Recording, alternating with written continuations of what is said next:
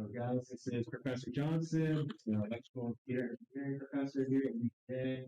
I took his virtual reality programming class last semester. It was awesome. I learned a ton.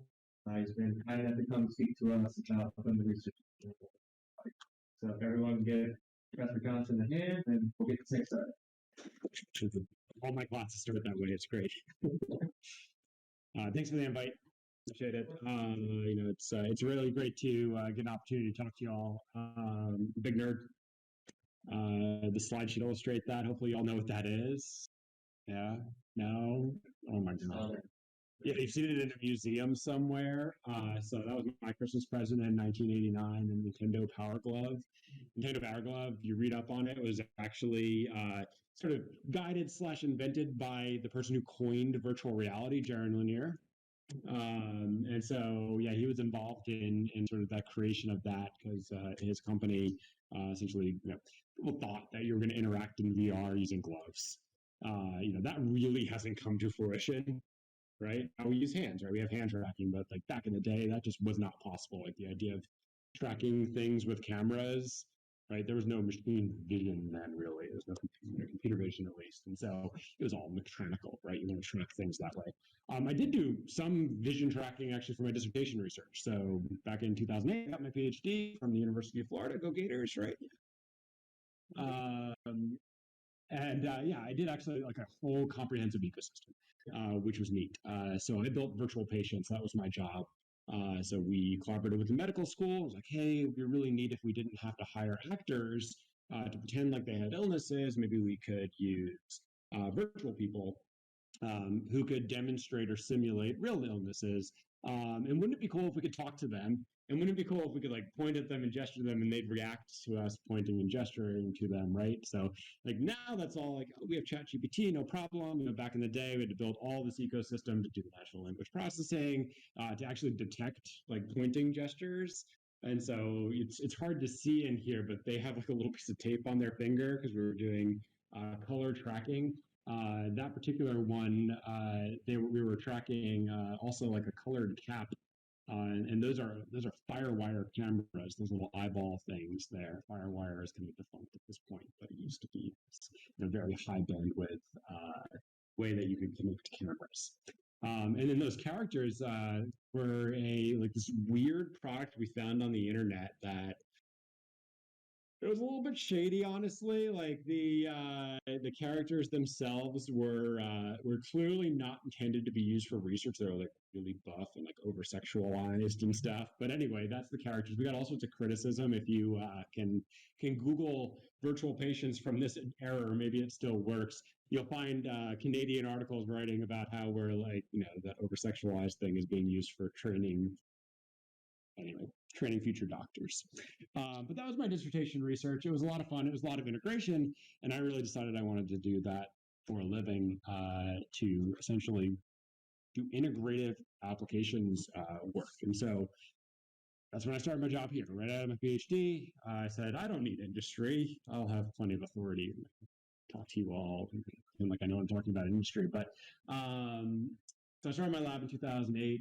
And we just recently got upgraded. So before this, we were in the old break room in Driftmeyer Engineering Center. I don't, maybe you all were around to see old Driftmeyer Engineering Center, but old Driftmeyer Engineering Center was not a very nice place. New Driftmeyer Engineering Center is great, but we're over in Boyd down on the first floor, which has been renovated and it's beautiful. Hopefully you've been down there and have checked out my lab, or at least in it through the glass window, kind of like new animals in there, which is a lot of fun. We have a little shade that comes down for when we want privacy for studies and things. But if you go in there, you'll see, the motion simulator, a lot of open space for walk around VR studies, beautiful new facility, which we've only really gotten to use since the pandemic kind of shut us down for a while. But it's a really awesome place. I got 5 graduate students that work in there, 2 undergrads that work in there regularly. I have another group of 9 undergrads that are in there. I'll talk about that a little bit. They're doing independent study and or research courses, pretty much all computer science. I think I have one computer systems engineering student that's there. But we do all research and all things research in AR, VR, XR. We're really integrators. There's no specific thing that I can call out that my lab does besides integrate. We bring together a lot of technologies. Early in the day, I sort of saw the writing on the wall that the ecosystem that catered to virtual reality research laboratories was pretty much a dying animal. And so there used to be these ultra expensive head mounted displays. I mean, right now it's like, oh, $1,000 would be a lot for pay for a head mounted display, $1,500 for a MetaQuest Pro. We're talking that back when I was doing my PhD, those devices, the cheap ones were $25,000, and they were bad. I mean, really, really bad. You're talking 320 by 240, right? So yeah, you got stereo vision, but you couldn't see a whole lot because it was so pixelated. And not only that they took a $100,000 silicon graphics machine to run. And so it's a totally different world now, but it sort of started changing right around when my lab started. And so that's the device that was released, I think, in 2006 or so. I did some of my final dissertation research with that device. We still have that in my lab. It still works. It runs off a VGA connector. That's the Imagine Z800. It's one of the first devices that you could buy that was reasonably good. That did sort of stereoscopic VR that you could drive off of a standard graphics card. Because prior to that, it was pretty much professional devices that you could buy. There were some gaming devices that were released that were horrible. Really just for really sort of enthusiasts that wanted to get in the game, get immersed in the game, but not really products that would be useful. This was decent because it had enough resolution and field of view. Interestingly enough, those little the displays in here, these micro OLEDs, are now being sort of remarketed as the next big thing. And so it kind of existed in 2008. But if you ever wanted to come and try it, we could probably get it up and running. Kind of hard to find things that output those little VGAs nowadays, but we can probably make it happen. I keep it around as like my little history of VR collection, amongst other things, like this random display I bought for $10,000 in 2009 and subsequently didn't use ever. So lots of history, a lot of relics in my lab to check out. Also around that time, I started using Wiimotes for a lot of things. And so this like era of consumer devices being VR devices really started right around. Which was really coincidental and useful, and I've since kind of stuck with that. We don't really use a whole lot of professional devices in my laboratory. It's pretty much off-the-shelf things, right? It's things like the Oculus Quest, right? And before this, this is the Quest 2. Before this, the Quest 1. Before that, the CV1. Before that, the DK2 and the DK1. I have all of those. If you ever want to check out what an 800 by 600 stereoscopic display with a giant screen on it looks like, you can come check out my lab, and I'll be happy to show you. We kind of have every VR device that's ever been invented, and at least some demonstration of it. I don't actually have every single device. It's kind of a high-level overview of what we do in my lab. So like I said, we do a lot of this commercial XR devices. These are ones that we actually have in the lab. I want to say, this is the HoloLens. It looks a lot like the MetaQuest Pro. I need to add the MetaQuest Pro to this, but we also have that. This is the Varjo XR3. I don't know if it's Varjo. Anyway, if you've seen like ultra high-end professional mixed reality headsets, this is sort of the cream of the crop right now. This is just an ordinary VR headset, but it has two kind of imagers on here. These are LiDAR and high-resolution cameras. And so I think the camera is on the order of like 13 megapixels each. And then they have LiDAR sensors, obviously, as well. And the displays themselves, so the head mount has some optics in there where they have a center inset and then sort of like another area, another display out of that. So they have a very high resolution, about, I think it's like 10 or 13 degree field of view, but that gives you 60 ppd, pixels per degree. So essentially what human beings see. And then outside of that, you get the wider field of view, and they blend it all together. So when you're driving this, you're actually driving 4 separate displays at ultra high resolution. And then these high resolution cameras allow you to overlay a high resolution view of the world. And so while wearing this headset, and it's a super heavy headset, it's by no means comfortable, But if you need to be able to actually read something in the real world, you can use this. It's pretty cool. And so it's a phenomenal device to try out. It's not the best device to wear. It weighs about 2 pounds. It's not light, but it is very, very good, and illustrates sort of what maybe is to come as these devices, something like that, can get cheaper, lighter, and more available. This device, about $7,500. So that sounds really, really expensive, and it is really, really expensive. But when you're talking about like sort of the history that I have with this field, that's actually pretty cheap. And I would expect that the quality of this is going to be available within maybe Apple will release it. Who knows? I'll probably Apple project over the next few slides here. But we also use things like iPads. I think iPads are actually phenomenal XR devices. We have like 15 iPad Pros in the lab, and they're great. And with the Apple Pencil and whatnot, you can do a lot of design work and kind of cleverly build spatial applications for this. So the iPad's great at sort of localizing itself and using that to place various things around your real environment. It's a very, very good device. Tons of the MetaQuest 2s. These are the Pico Neo 3s that have eye tracking in there. These have eye tracking as well. So do these. We have one Valve Index. A lot of my colleagues in industry use the Valve Index. This seems to be the go-to right now for industrial VR research for whatever reason. They really like it. It's kind of the best Steam VR headset, I would say, that you can get right now. It's dating. It's become a little bit dated in terms of resolution, but it's still very, very high frame rate, kind of very comfortable to wear. Good experience if you have the Lighthouse sensors set up to help the headset track itself. So we work with a lot of these devices. We have all these devices in the lab. There's experience with them. Pretty much they're all, they're not really programmed. Some of them are. Like these devices are standalone, right? But these four are standalone, and these do require a desktop computer. But they're pretty much programmed or accessible. Sensors are accessible through Unity 3D or through Unreal Engine. Though my lab is almost exclusively Unity 3D. But like I mentioned, we do a lot of integration work, and custom design work. A lot of different applications. So these are some examples of actual integrations that we've done, usually with Unity 3D. I'll talk about this project a little bit more in a second, but we sort of built like custom kiosks, like Microsoft Connect in there, a secondary touchscreen display. We built the whole cabinet here, did the work to sort of build this walk-up interactive public display for interacting with kids. Some like actual novel device building. So this is a little device we call the Ring, virtual reality ring, sort of a feedback and input device that is compatible with like hand tracking type systems, so you have a more reliable way of clicking. This is some of our more fun work, honestly. These are actually two different things that are a similar concept. It's give you a stick in VR.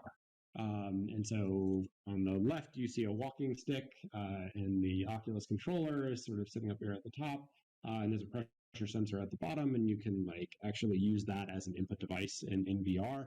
And the one here is a golf club. There's nothing special about it other than it's a golf club, and we did some research in trying to better understand if giving you a physical haptic prop or haptic proxy improves your performance in a VR golf game, not a real golf game. And it does. So the pendulum effect of being able to find the floor and keep your hand steady and makes you less tired and things like that. All good things for actually training yourself to play golf in virtual reality. Still working on this project. This one is related to a heap of projects, and I'm going to talk about this a little bit more in depth, but what I'm showing here is tracking a graphics tablet and integrating a graphics tablet into virtual reality. So graphics tablets are super high resolution. They feel good for writing, and so bringing that writing data into virtual reality for educational purposes. Back on the topic of haptics, this is a project to incorporate a gaming level haptic device, really a robot. There's not a whole lot of difference between haptic, active haptic, manipulator and a robot. So this is a Delta robot. If you're into the 3D printing world, you have Delta robots that kind of hang down and they move around. And the idea of a Delta robot is it always moves sort of in a plane. And so it's very easy to keep in a plane, which is great for 3D printing. But it's also great for haptic manipulation. And the way it's configured, it can do some pretty heavy forces or hard forces in three-dimensional space. And so we were using this here to like push on things and feel like the pressure on a heart or feel various outputs. We've used this to like feel the weight of calories as you were lifting potato chips and things like that. And so various feedback mechanisms. But we have several of these in my lab too. They're by no means the best haptic device, but when this was released, only about $300, which is cheap considering that other haptic devices like $6,000-$7,000 and $60,000 in some cases. They can do a little bit more, but this was intended as a gaming device. Actually, I still have my copy of Half-Life 2 that shipped with this, where you could play Half-Life 2 and feel that it has a gun attachment, which is kind of cool. So it's a gaming device, but we're using it for research. And then we have some robotic integrations. I'll talk a little bit more about some of the things we're doing with this in a minute, but this was an experiment basically seeing if we could build an efficient bimanual teleoperation interface through virtual reality. You see an Azure Connect up here. Love the Connect. I've loved the Connect for a really long time. It's a terrible gaming device, but it is a great VR research device. And these Azure Connects are the best depth cameras you can buy still. Those were released 4 or 5 years ago at this point, but they're still the best depth cameras you can buy. Not a gaming device. These are intended. Finally, Microsoft realized that nobody was using the Kinect for gaming. They were all using it for computer vision research. And so this is bringing in a depth view of the world, and then you're teleoperating the robots in virtual reality, seeing the depth view of the world streamed over the internet. A few other things on here. So we do commercial VR XR devices. We do custom design integration, but for the most part, we spend our time with applications. And so very little of our work is purely to look at sort of the technology. It's almost exclusively used in the context or built in the context of some specific application that we have in mind. And so let's see. I'm going to go into a few of these. I think some of the ones that I'm not going to go into on here, most of them. But we build a lot of applications on here. I'll go into a little bit depth when the pictures get bigger. And the last thing we do is usability and impact research. And so you might think that the research is this stuff and this and over here. This is not the research. The research that's done in my lab is really looking at how useful these things are. And whether or not they improve performance or increase somebody's knowledge, right? We might be looking at different ways of approaching, or whether or not this device helps with anything, right? Or is it acceptable for use? These are the things that we're actually studying in my lab, which fall under the sort of the general umbrella of human-computer interaction. And so that's really the research field. VR is considered a subset of that field, of the HCI field. Just a few things I want to call out, things that we're doing right now, that are various projects that we've worked on. So I mentioned the graphics tablet. We're very actively involved still in this, turning this in situ problem solving. The idea here is that currently the way that we do sort of VR educational experiences, you'll like put on a VR headset and then you go do some activity in the world, right? And then take off the VR headset and then somebody might give you like a pen and paper test on it, or ask you like to analyze something about that world, and like you have to put the headset back on and like go back in there to if you wanted to revisit that world and like come back out of it. It's kind of like a weird thing where you go out on a field trip and then you come back and then take a test on the field trip. And the idea here is that, of course, you would go into virtual reality and be able to do all of the work that you would do in the classroom on the pen and paper, but be able to do that in the world. And so you could take your VR device, as an engineering application, of course, and go and analyze a system and take measurements, and then inside there also solve the problem with on a whiteboard, on a piece of paper, right? That's where the drawing comes from. And then what's really neat about this, you can also do it with other people. And so it's kind of a very fun experience. The student that developed this, AJ Tuttle, who's depicted here, he and I, while he was developing this, pretty much had all our meetings in this system. And it was actually a wonderful collaboration space where we could write and draw and talk to each other.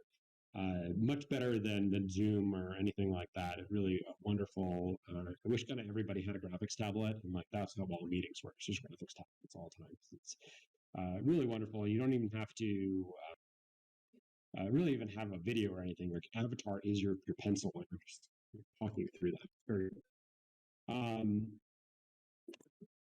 mentioned this already. Very interested in performance benefits of sort of tangible interaction devices. Golf study I already talked about.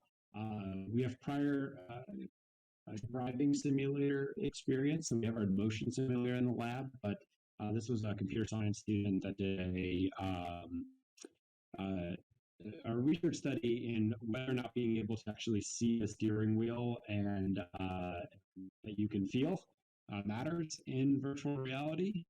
So if you put on VR headset inside of a driving simulator, you don't actually see your real hands, because your real hands are hidden. So he did the work to identify what the performance benefits. It turns out there's significant performance benefits because you don't always keep your hands on the wheel. There's like another device, right? You gotta shift and things like that, and be able to find those things very quickly is very important. And so it increases your performance. People like it better. They like to be able to see their own hands. We haven't done this in a little bit. This is kind of like an established product at this point, which is kind of nice.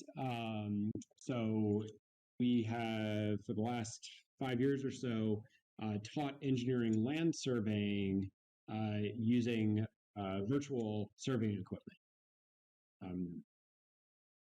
I wish they were using the headsets. They don't use the headsets because way too many students, but we have a virtual version of this on desktop that you can basically go in and use this very high fidelity simulation of an engineering land surveying device called a total station, which can take distance measurements. And we have the whiteboards integrated into this. And this is fully collaborative where you can put on the headsets and go in there and show somebody how to use it. And everything works, like down to the buttons on the total station where you click on them and they pop up just like the real device. And you can put these anywhere in these virtual worlds that can mimic real world land surveying conditions. So if you've ever driven down the hill by Drift Engineering Center, you probably see all these students out there with land surveying devices, and they're always in the same spot. And it's great. It's kind of boring. They're standing around. A lot of the time is spent between these places are not actually using the equipment. Everybody can get one of these. That doesn't involve a $10,000 device that can be damaged and need batteries. And in my opinion, it's just as good.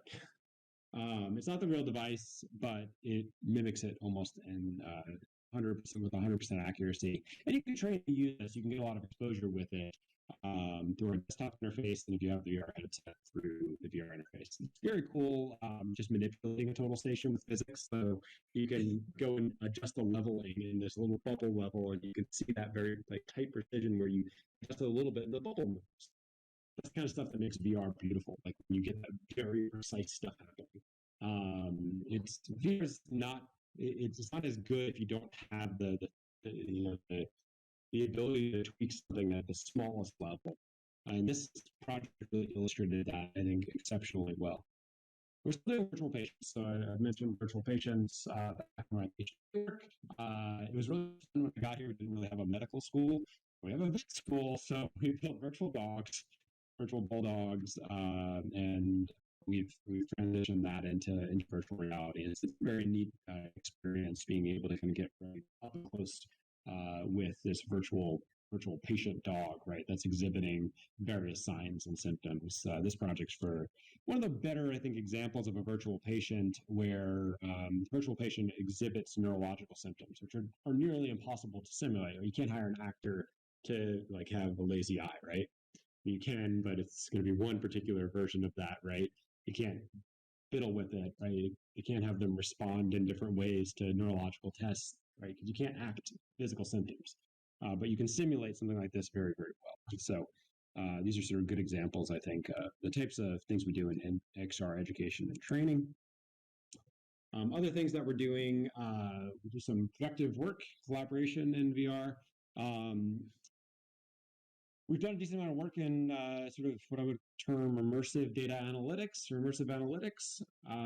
These are two example projects of that. The one here on the left is sort of combined with education. So student Catherine Ball, she built this immersive exploration of the heart.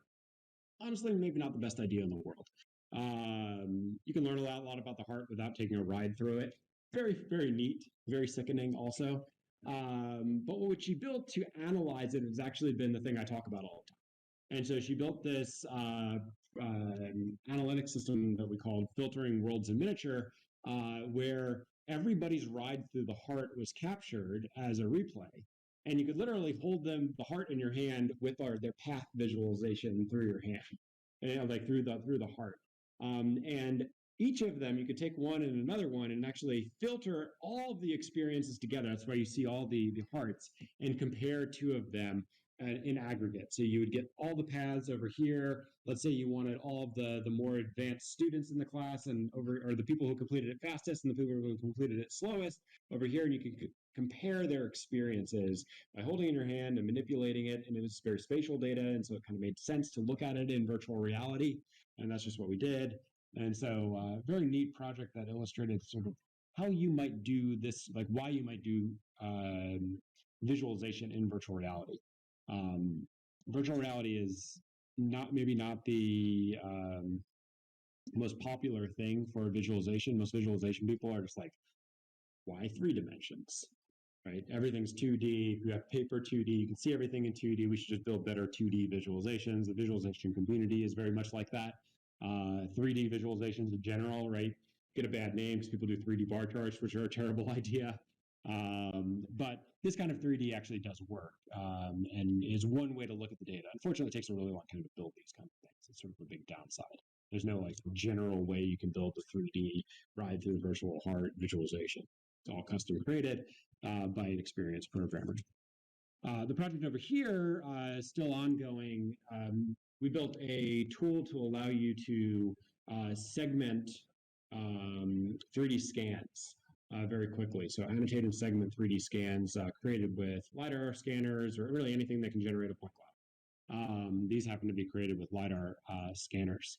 And so this is surprisingly difficult to make happen in virtual reality because you have to render point clouds, but not just render them, which is maybe not so difficult, but interact with them and do like the collision detection and everything like that with the point cloud data, which is a very computational, expensive thing. We did a lot of work to make this work in virtual reality at a speed that was comfortable.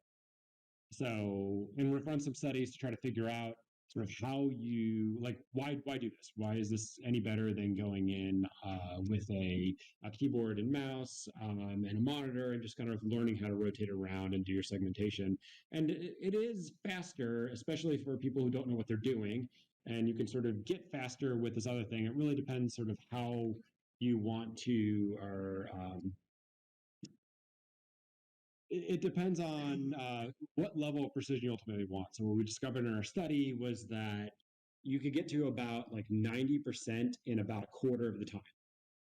And then that last 10%, the keyboard and mouse essentially caught up big time. And so like the very precise work at the end of like, okay, I want to get rid of that particular pixel, much faster with a mouse. Whereas okay, I need exactly this stem here and I can see it very quickly and do this like complex path, right, 3D path, which would be almost impossible with the keyboard and mouse. So they complement each other. And you can essentially, we didn't try too hard to make that sort of last few percent easy in VR, but I think we could have. So illustrated the potential of virtual reality for this point cloud annotation task, which feeds into machine learning processes that do it automatically. It's sort of a weird thing. You're trying to make yourself obsolete with this work, but it's also a great way to look at the output of machine learning segmentation. So still ongoing work, but a useful tool. The I talked about sort of XR workspaces a little bit already. This is still very much an active interest of mine. I'll talk about this a little bit more.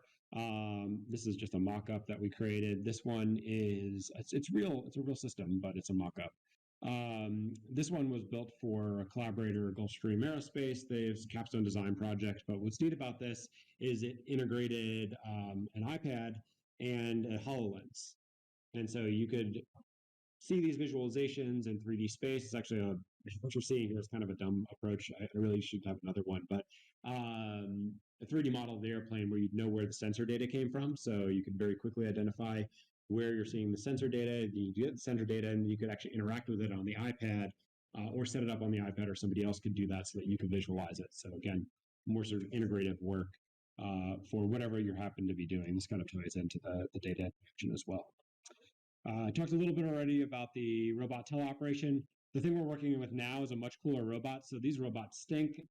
These could lift about a golf ball at their full reach distance, which is about half of a meter. This has about 1.5 meters reach distance and about 20 kilograms, can actually hurt you, which is really fun to work around. It is a collaborative robot, but this Universal Robots 10 is a great device. But what you're seeing here actually is using the Varjo XR3 and manipulating a digital twin of the robot side by side with the real robot, so you don't have to get into the robot space, but you're manipulating it physically. You can literally take your hand and push the virtual robot with your hand, and it responds as though the real robot was pushed with your hand.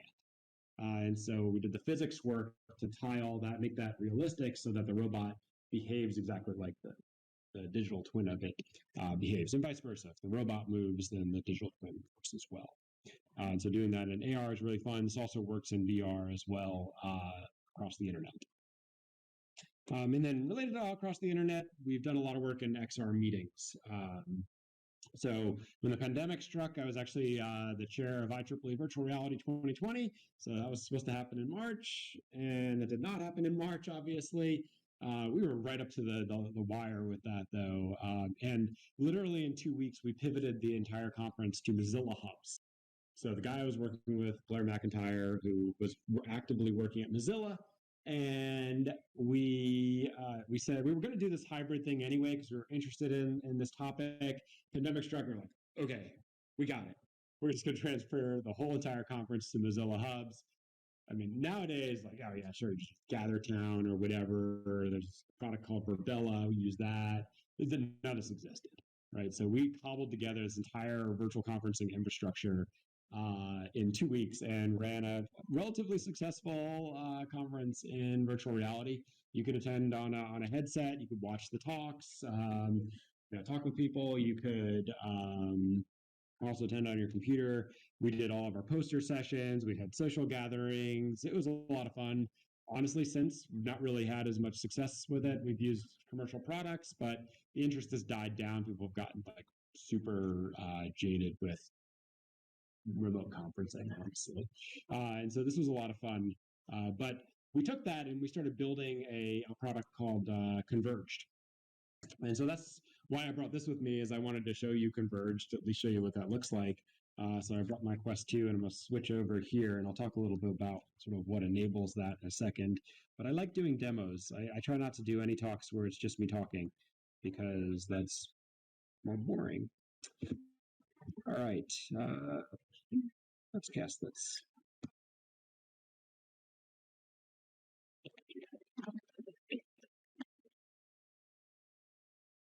Here we go.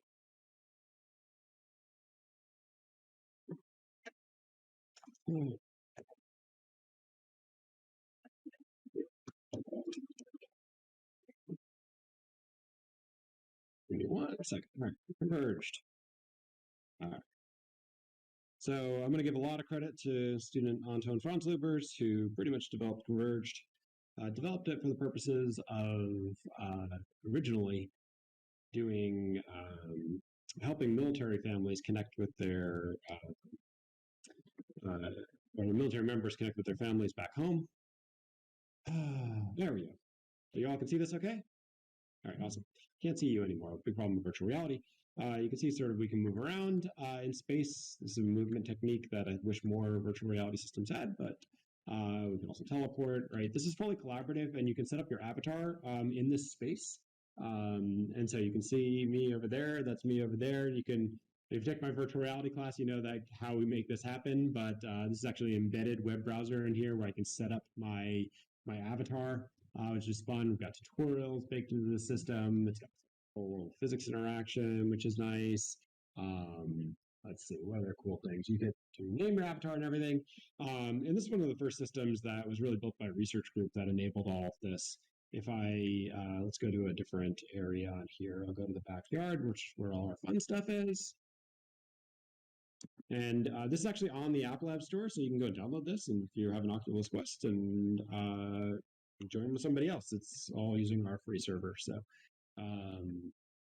yeah, this is a backyard room where you can sort of play games and stuff like that. And so it's got full physics and everything. And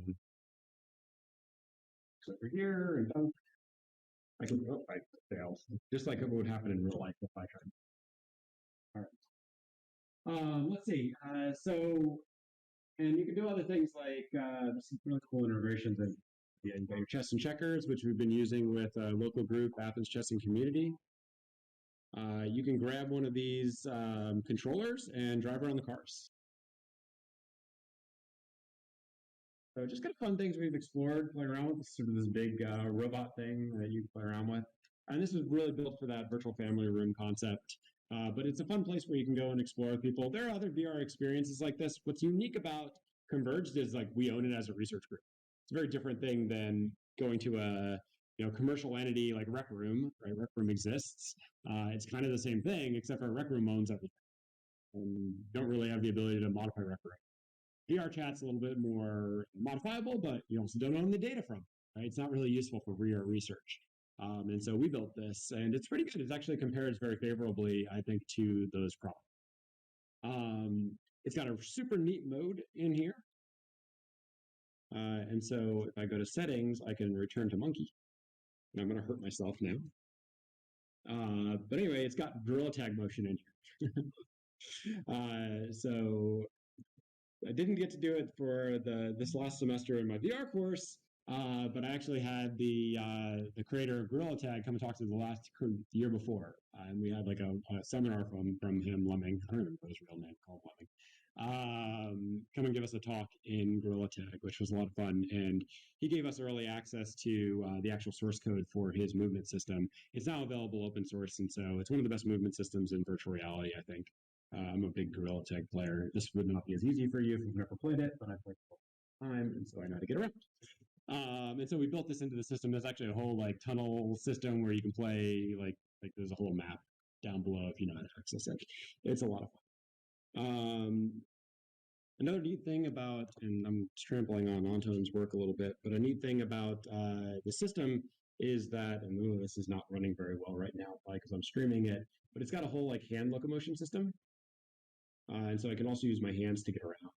And things are not going well right now. Oh, yeah, I guess you can do Gorilla Tag in hand tracking mode. It's not a good idea, though. I'm going to turn. Okay. So you can actually get around, you can pinch grab, you can move around and things like that. This is not running well at all while I'm streaming. So, but anyway, you can check this out if you want to on the Apple App Store. You might have to, there's something on there. This is a research version, as I'll get to in a second. But that's Converged. And so the reason I mentioned that in the context of this slide is that Converged has turned into our own little metaversal application. So we kind of do everything in it now, and we built a lot of infrastructure. So it's not even just like the graphics and things like that. Like literally everything in that world is built by us. And so in the VR course, just this last semester, I introduced some of the like component technologies of some of this. The big one being Velnet. And so we have our own networking server, our own networking library in Unity that we use for everything now, which is great because we're not subject to all the limitations that come with using a service like Photon, or having to build like your own server app that you somehow deploy to the internet to run one for every particular application you build. And so we have one server that we keep running. It just relays data, and it's very high bandwidth, and it works extremely well for everything we do in research. We're not as concerned with like issues like security, for example, preventing cheating. We don't have any cheating. Nobody's going to cheat at our research application. At least they won't during our research studies. And so it works really well for us. And we've had, industry really interested in this because they have the same problems, right? They don't want to use some commercial server hosted somewhere else. They want to use their own stuff, right? And this is very similar to some of the Photon. But we also built some cool things. I wish I could show you some of this. If you took the VR class, you saw it. The Bell Share app allows you to cast things into the world. Like you can cast videos, you can cast your desktop, you can do things like configure profiles and stuff like that through Bell Connect. Set up your avatar all sort of outside of VR, and then you jump in VR and you have all this stuff already built for you, and you can just kind of go off. There's also some really cool link sharing that you can do. So with Converge, I can say I want to be in this room, and I can generate a link and send it to somebody, and they click on it, takes them to their Bell Connect, and when both of us put on our headsets, we're in the same room. So try to address some of the friction that's associated with using these social VR applications. Because how do you find people? You put on a headset and it's really hard. It's hard to enter data in, and so being able to do some of that outside of VR is really nice. And it can be used for a lot of different things. We have all sorts of different versions that we've explored over the years: desktop versions, iPad versions. We're looking at creating an AR HoloLens version. And we built the voice communication as well. So all the voice chat is us too, which is great. So we're not using any paid for services anymore, essentially, inside of Converge. It's all owned by us. So it's great for research studies, but it's also kind of a fun experience as well. Few things. I'm running a little short on time, so I want to make sure it's a little time for questions at least. I just wanted to kind of talk about things that I'm interested in. So I'm really interested in integration work, and there's specifically some things that I think are under-integrated right now. Computers, vastly under-integrated into virtual reality. There's some workspace type applications like Immersed. Immersed is a great application. I want the computer anywhere. I don't want it just to use my computer. That's not the best application of a computer in virtual reality. I want to be able to pull up my computer in virtual reality anywhere, anytime, right? While I'm playing the game or whatever, so I can type a message or whatever, do an email while I'm also doing this other thing. So I want to be able to use my computer. I want the ability to use my phone or tablet. I want to be able to use that as the controller, if that makes sense for me. So I think there's just a lack of integration of these devices that we already have, that are already connected, right, that are already set up for us. Companies and developers seem to want to do everything on the headset and put it all there, but it's this poor reproduction of what's already available on our phones and our computers, right? The browser inside the Oculus Quest is not as good as the browser on my computer, right? That's not a great idea. I'm really interested in this. Those 9 undergrads that are working with me this semester all got a Bengal JS. And the Bengal JS that I'm wearing right now, smartwatch, totally hackable, and you can integrate it into virtual reality applications. Great.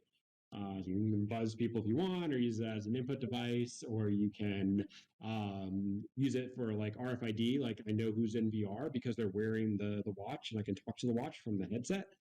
So a lot of really cool integrations that I'm excited about. And you can collect physical activity data and then use that to sort of modify what's going on in the virtual world. Our specific application for that is a virtual pet for children, but I think you can use it for a lot of other related type things, right? So it's with you all the time. Your VR headset isn't, but you can take those experiences and bring those into virtual reality. And related to that, generally IoT devices, location awareness, these things have no idea where I am. Right? They're not aware of anything that's around me. For example, surfaces and things like that. They just don't do a good job. They try to avoid them rather than integrate them in any useful way. And just bringing in more of our actual data. So these devices are very privacy conscious and things like that. But we need to bring in our entire lives into these VR headsets to make them actually worth putting on, because there's a lot of friction associated with putting these devices on. And so we need them to have more of the stuff that we already find valuable inside of them. That Gorilla Tag motion, I still want somebody to conduct a study on whether or not this is a good interface outside of that one particular game. I love the interface, but I think that it very much inspired me to look at other interfaces. That and sadly now dying Echo Arena. both Echo and Gorilla Tag, and the guy who made Gorilla Tag was a big Echo fan or player, competitive player.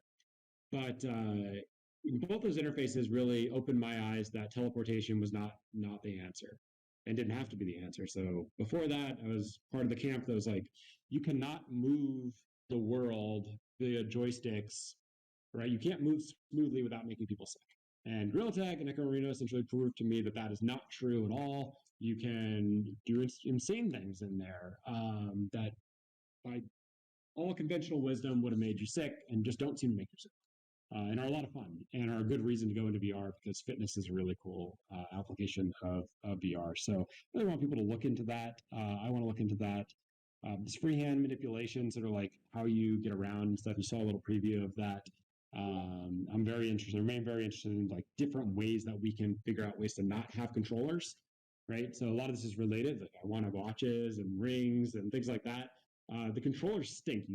Like they're like Apple back in the day. Like who wants a stylus? You get lost, right? Styluses are bad.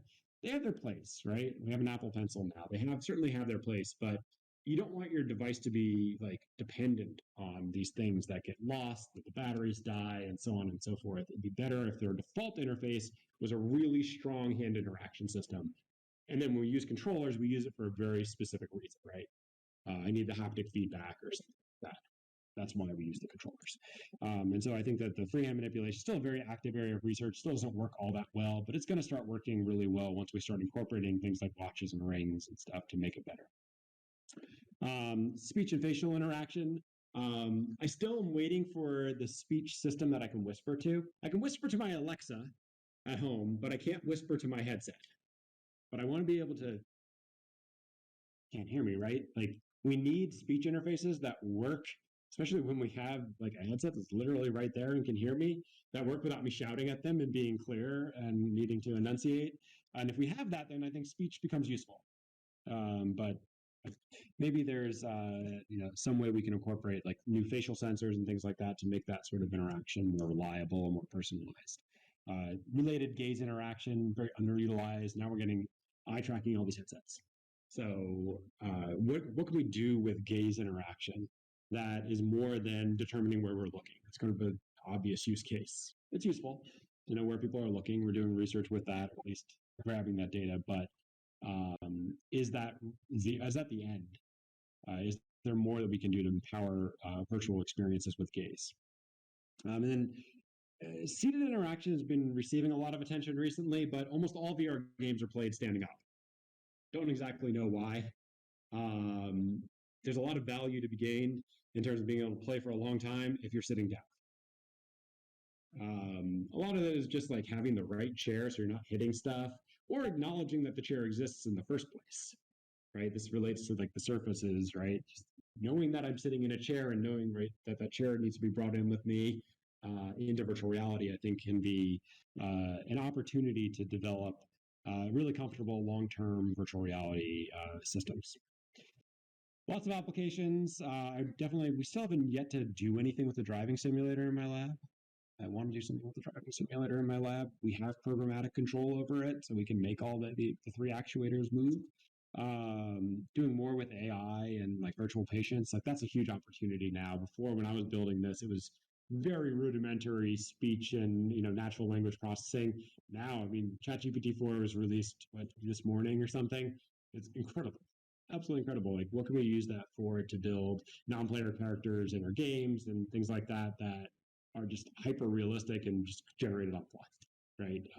Really, really cool opportunities there, I think, to make great training simulations. I play Gorilla Tag, but not because I really love Gorilla Tag. I love exercising through Gorilla Tag. VR fitness is awesome. Therapy is awesome. Just doing more with that.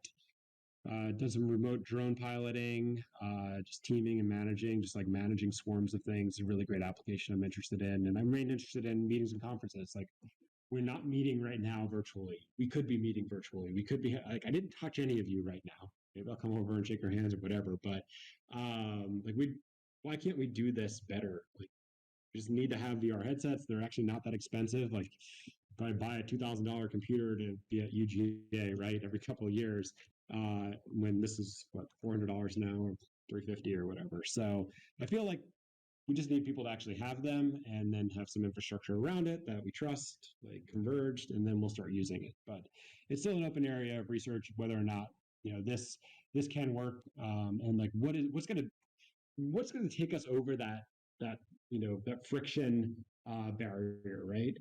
Because once you're in there, it's great. Like once you get everybody in there and the technology's working, it's great. It's better than anything else that we can do remotely. That's for sure. And kind of better than anything we can do physically, right? We're limited to this physical space, right? We could probably be having a better experience if I could modify this space as needed on demand, right? Call out, hey, I need this, right? Very matrix oriented. Load this up, right? That would be better, but what needs to be addressed? Like what value do we need to add? What friction do we need to remove to actually get it there?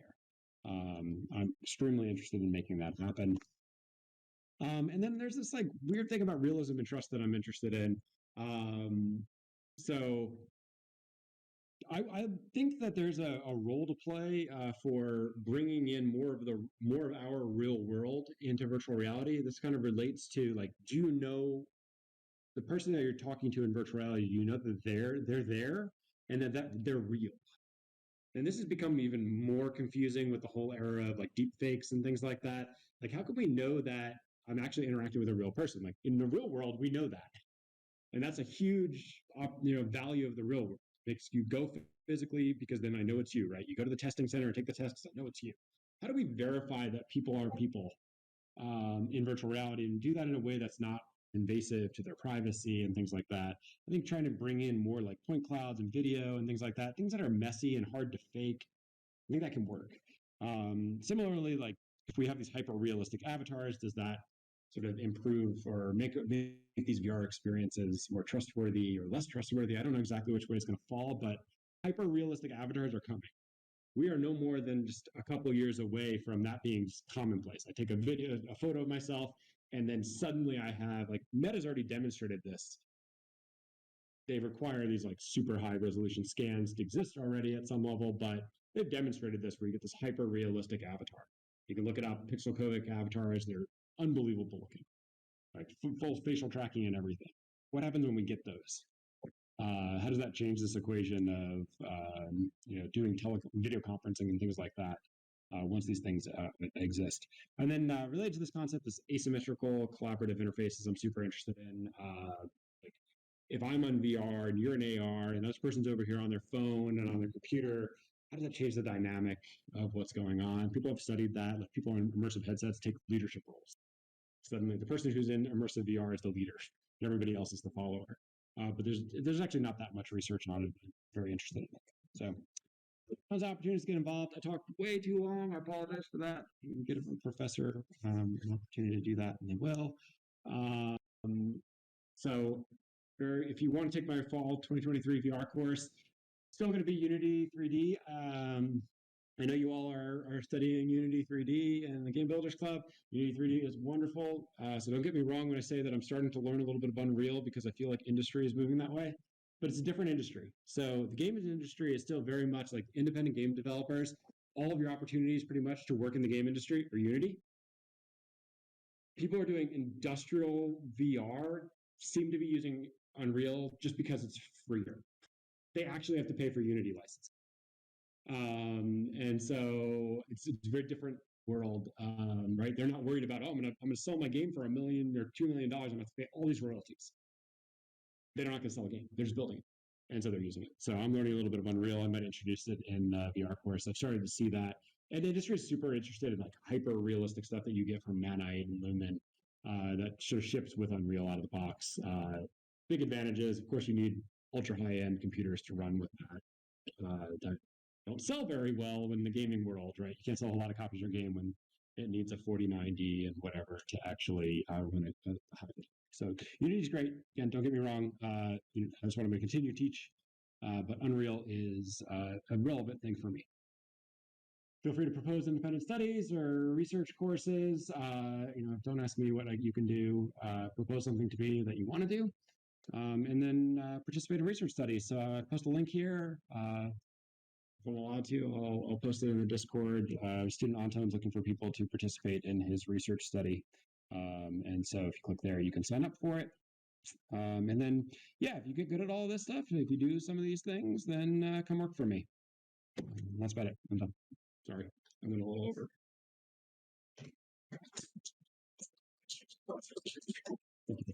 That's also how my classes end. Yes. What do you teach in your VR class? Yeah. So it's a lot of Unity, but I'm teaching how and why to build virtual reality systems the way that we build them. Right. So based off a lot of experience that I have in building VR over the years and what I've seen from the game industry and a lot of conversations that I have, we talk through building user interfaces for virtual reality, how they actually work. And so you can use, an XR interaction toolkit in Unity, or you can learn to build an XR interaction toolkit in Unity. And so that's what I teach is actually about how to build those things, like down at the coding level. And so it's very much a code-centric class. I don't teach any art. I'm not an artist. That's why I say our artistic skills are a huge plus for me, because I don't really have them in my lab, and some people come in with the artistic skills. It's nice. We do a little bit of Blender, and I have one of my students who knows how to do Blender to teach that portion. So, yeah. So you have like the main class, and then you have like in that class, are you able to mess around with VR for a project and stuff, or is that more well-edited stuff? No. So the VR class is very flexible. So typically do 3 projects. I don't give you a lot of restrictions on I kind of give you requirements of what needs to be in there, but not from a content standpoint. The first project is a little more restrictive, right? But the rest of them are pretty open. Like you can do almost anything. So if you're interested in working on a game, it can be a game. For our final projects, we all presented them at this lab during the final time period, and everyone's completely different. Because whatever you want. So they had to be collaborative, right? So that was, you had to involve networking. So that's another topic that we talk about in the class. And they had to involve avatars. So bring in like the Ready Player Me system, stuff like that. So some restrictions, but things that almost any game, any concept can work. And I'm as flexible anyway. Like one group was doing like robots, right? So that works. So I give anybody who really wants to explore anything in any of my courses, I let them have at it. Usually the better students are the ones that do that. So they really need the course in the first place. An opportunity to build something for your resume. The course is a great resume builder. And working in a research lab, actually going and getting a PhD and working in a research lab for 5 years, good enough if you're doing this kind of work to get into the games industry. And I've very recently proven that in that my student Anton is currently working for the group. Yeah. Would you say it's a big time commitment, or is it for? It's a huge time commitment, but it's worth it, right? No, it's absolutely a big commitment. I imagine you do a lot of stuff. Yeah. No, it's a massive time commitment. Anything worthwhile kind of is. It's difficult, right? It's a hard course. You're gonna spend a lot of time on it, but it's really not worthless time, put it that way. How much fun do you have to build one? So it's like 40 for undergrad and 10 for grads. It's a split level. I think we had 45 in the class. Like at the end, it dwindles when people realize like this isn't for me. I'm not going to go to the games industry, right?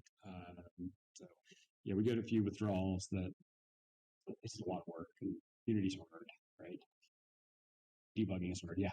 Besides what other applications are there? I'm super excited about being able to the whole artist thing, right? I'd be a little worried if I were an artist, honestly. I'm a little worried just generally about humanity, but I'd be really worried. Like NVIDIA has already demonstrated, like I want a 3D model of this, and it takes 35 minutes, but it gives you a 3D model of that. That's coming, and it's going to be unique art, and it's probably going to be able to be stylized and like according to medieval whatever from like whatever, That's coming. Right now it's images. It's going to be full 3D models. They're going to have good topology. Like all that's coming. I'm excited about that because you're going to be able to create worlds, beyond imagination right now at scales that we've never, it would take millions and millions of dollars and countless hours for artists to create. I think artists will be able to leverage those tools and build better things, which is the whole point, I think, of AI, right? It's like the college essay is not dead. It needs to get a lot better. Right now, we can't continue to have the same expectations. We now have to expect more from all of everything that we build. And so, yeah, I'm really excited about generative AI from a 3D model perspective. I think that's absolutely coming. The research is already out there. It's just really time consuming for whatever reason right now. I think because they're synthesizing it from like, generate me all these different views from all these different things and like choose the best ones and then kind of combine them. I'm not really an ML person. I can bullshit about it, but just like ChatGPT. Yeah. Yeah. How much prior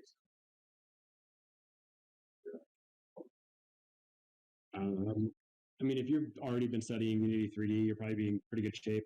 I mean, I think the hardest thing is like if you've not really tested your debugging skills. Of course, like VR is difficult because at least when we're working with something like the Oculus Quest, right? You've got two devices now in your debugging pathway. You got your own computer and you're like the thing you're testing over here, and then you've got to test it on this, which is very difficult to test. All right, and the testing involves user input that you can't simulate with a mouse and a keyboard, and so you've got to bounce back between those. That's the hardest part about developing virtual reality is that it is incredibly difficult to test authentically. And then somebody else uses it. They're not a keyboard and mouse, right? They're these controllers that can whip around and stuff, and they have different arm lengths, and right, they can move differently. It's very, very difficult to test, and so your debugging skills are very important for virtual reality development. And I think if you are too early in computer science or engineering, it's really hard. Not because the programming is like especially difficult, but the debugging is. Yeah. This course Yes. And a computer systems engineering elective. And I would guess elective on most areas of campus if you just ask. I've had students take it from all over the campus. They usually have some background in programming, but it can almost always would count.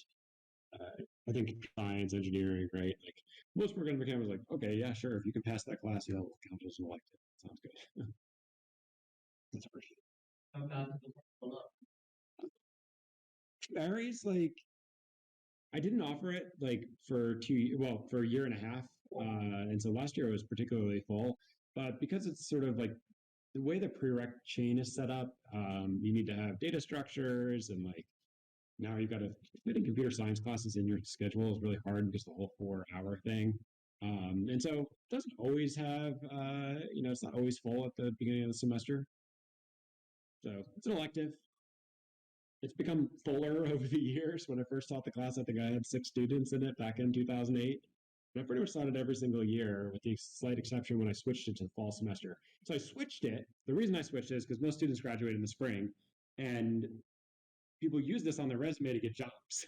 And if you're like in the course, right, as you're getting your job, you can't really use it. And so I wanted to do it in the fall going forward, so that people can use it to get jobs. They can use it in like their capstone courses and things like that. So I think it's better positioned in the fall. Just one section. Yeah, it's always just going to be one section. It's technically I'm in engineering and it's computer science class now. Computer science is part of engineering, so I don't have to fight anymore. But when I first started, I had a really great department head who allowed me to, in engineering, teach a course in Franklin because that was my research area. Even though I consider myself an engineer, more than I consider myself a computer scientist. And so I love being in engineering, and I love the hardware side of what I do. And I teach courses in electrical engineering. I know the whole circuit side, and it's really important for the integration of devices and the building of devices. So where I come from in Florida, computer science is in engineering. Yeah, really. It's weird to appreciate this long to. It is a little weird. Yeah, I mean, I get it. It's where your roots are. So computer science's roots are in mathematics, which is normally part of the arts and sciences. But most people in computer science are doing very engineering work nowadays.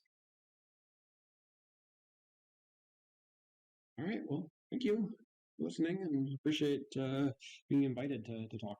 Thank you for listening.